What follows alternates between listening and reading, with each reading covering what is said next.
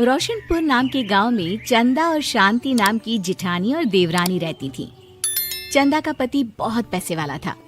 उनके पास किसी भी चीज की कोई कमी नहीं थी और उसके विपरीत शांति का पति बहुत ही गरीब और नशेड़ी था। शांति चंदा के घर में काम करके अपना घर चलाती थी। भाभी, घर पर खाने के लिए कुछ भी नहीं है। अगर आप थोड़ा खाना दे पाए तो बहुत मेहरबानी होगी। मुझे जो भी पैसे मिलते हैं वो तो आपके देवर नशे में उड़ा देते हैं। ये तुम लोगों का ना रोज रोज का ड्रामा हो गया है। अब देवर जी कमाते नहीं है तो मैं क्या करूं? तुम्हारा पति तो तुम्हारी सारी कमाई दारू में उड़ा देता है। रहने दो भूखा उसे। अरे ऐसे मत बोलिए भाभी, आप तो जानती ही हैं कि वो मन के कितने साफ हैं, पर इस बेरोजगारी के कारण उन्हें दारू पीने की लत लग गई है।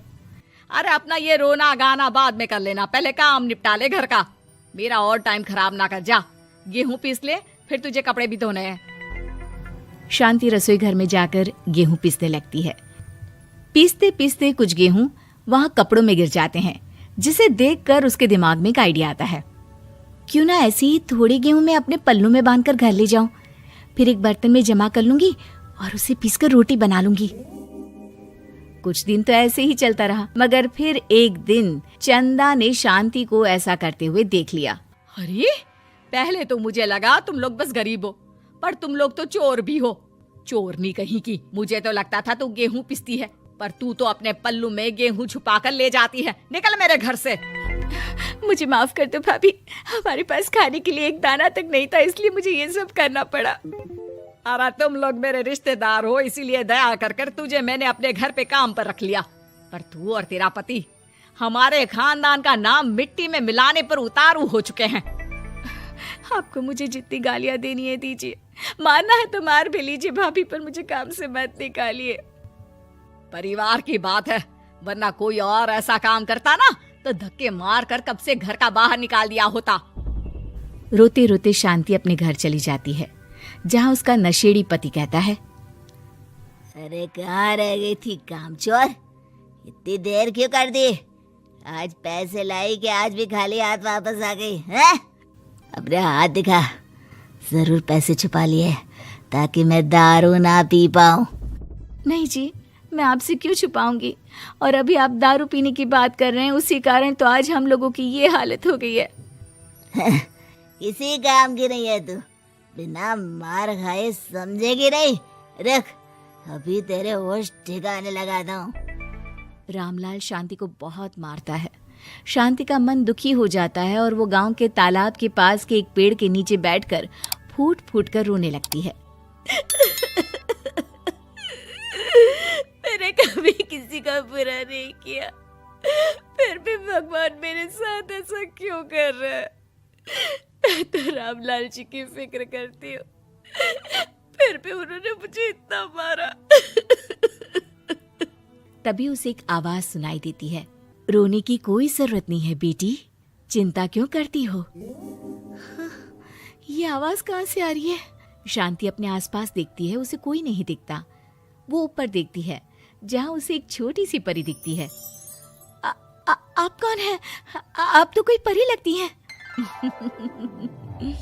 हाँ बेटी, मैं इसी पेड़ पर रहती हूँ।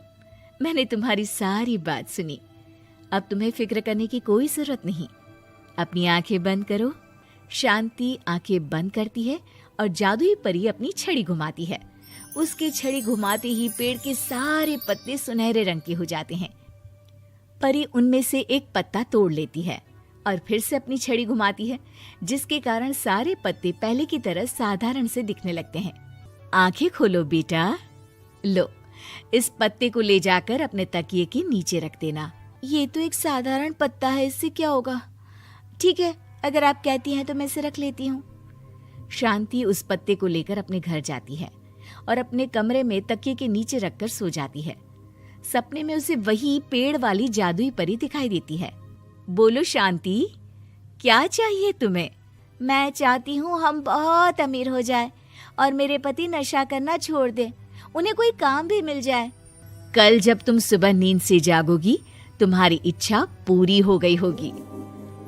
अगली सुबह शांति नींद से जागती है, अपने आसपास का नजारा देखकर चौंक जाती है। उसके बिस्तर पर चारों तरफ सोने चांदी रखे हुए थे। हे भगवान, कहीं मैं सपना तो नहीं देख रही? इतना सारा सोना, वो भी मुझ गरीब के पास। रामलाल जी को बताती हूँ, वो बहुत खुश होंगे। शांति जैसे ही कमरे के बाहर जाती है, वो देखती है कि रामलाल सूट बूट पहने काम के लिए बाहर जा रहा होता है। मुझे शहर में एक नौकरी मिल गई है शांति, मुझे आने में देर हो जाएगी, घर का ध्यान रखना। और इस तरह शांति बहुत अच्छा जीवन बिताने लगती है। उसके पास अब किसी भी चीज की कमी नहीं रह जाती। रातों रात शांति के पास आए इतने पैसों को देखकर उसकी जिठानी उससे पूछती है, अरे क्यों रे शांति, कहीं बड़ा हाथ मारा है क्या? अचानक तुम लोगों के पास इतना पैसा कैसे आ गया? नहीं नहीं भाभी, ये सब तो जादुई परी के दिए हुए पत्ते का कमाल है। शांति जादुई पत्ते के बारे में सारी बात चंदा को बताती है, जिसे सुनकर चंदा के मन में लालच आ जाता है और वो झूठ मूठ रोते हुए उसी पेड़ के नीचे जाती है जहाँ उसकी रोने की आवाज सुनकर जादुई परी कहती है, क्या हुआ बेटा, क्यों रो रही हो? मैं बहुत गरीब हूँ, मेरे पति मुझे बहुत मारते हैं, अब मैं जीना नहीं चाहती। चिंता मत करो बेटा, अपनी आंखें बंद करो। जादुई परी चंदा को भी उसी पेड़ का एक पत्ता देती है और तकिए के नीचे रखने को कहती है। चंदा उस पत्ते को लाकर अपने तकिए के नीचे रख लेती है और अगली सुबह जब उठती है तो उसके कमरे में चारों तरफ सांप बिच्छू रहते हैं।